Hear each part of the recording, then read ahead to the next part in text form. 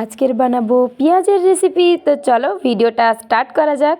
তো প্রথমেই সকাল 7টার সময় ঘুম থেকে উঠে আমি 1 কাপ চা 2টো নেড়ু বিস্কুট খেয়ে নিলাম। তারপরে একটু ম্যাগি বানাচ্ছিলাম, যেটা আমি খেয়েওছিলাম আর আমার ভিডিওর জন্য একটু লাগছিলো। তারপরে মা বললো ওই পেঁয়াজের দেখ সব পিছন থেকে কলা বেরিয়ে গেছে, তাই এগুলো দিয়ে কিছু একটু বানা আজকে।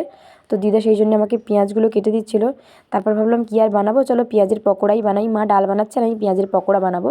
তো পেঁয়াজটাকে কেটে ওর মধ্যে লঙ্কা কুচি, তারপর লবণ, একে একে চিনি দিলাম একটু, তারপর দিলাম লঙ্কার গুঁড়ো, হলুদ গুঁড়ো, ব্যাস যেগুলো রেগুলার মশলা সেগুলো দিয়েই ভালো করে পেঁয়াজটা একটু মাখিয়ে নেব। তো আমার এত ঠান্ডা লেগেছে, ঠান্ডা যেন আমাকে ছেড়ে যাচ্ছেই না। আর সারা বছর এই ঠান্ডা আমার সাথে এভাবেই থাকে।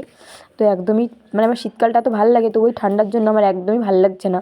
তারপর দিয়ে দিলাম একটা ডিম, এরপর বেসন দিয়ে ভালো করে এটা মাখিয়ে নিলাম। তো যত মাখাবে তত ভালো টেস্ট হবে। তো মাখিয়ে আমি কিছুক্ষণ রেখে দেবো। এবার একটু জল দিয়ে ভালো করে এটা মাখিয়ে নিলাম। তো মাখানোর পর আমি এটাকে কিছুক্ষণ রেখে দেবো। আর চলো তোমাদেরকে দেখাই আমার মা কী রান্না করছে। তো তোমাদেরকে প্রথমে বললাম মা আজকে ডাল বানাচ্ছে। তো মা ডালটা বানাচ্ছে গাজর, পেঁয়াজ, তারপর হচ্ছে টমেটো, এইসব দিয়ে ডালটা বানাচ্ছে। তো ডালটা খেতে আমার ভীষণই ভালো লাগে, এইভাবে ডাল খেতে আমার বেশি ভালো লাগে। তারপর একটা পাটিসাপটা ছিল, যেটা আমি খেয়ে নিলাম। তো শীতকালে পিঠে খেতে তো এমনি অলওয়েজ সবারই ভালো লাগে, আর আমারও কিন্তু শীতকালে পিঠে ভীষণই পছন্দ। তারপরে এই দেখো পেঁয়াজের পকোড়াগুলো আমি সব ভেজে নিলাম। তো চলো আমরা পেঁয়াজি খাই। আজকের এই পর্যন্তই, দেখা হবে পরের কোনো ভিডিওতে। লাভ ইউ, আর ভালো থেকো, বাই।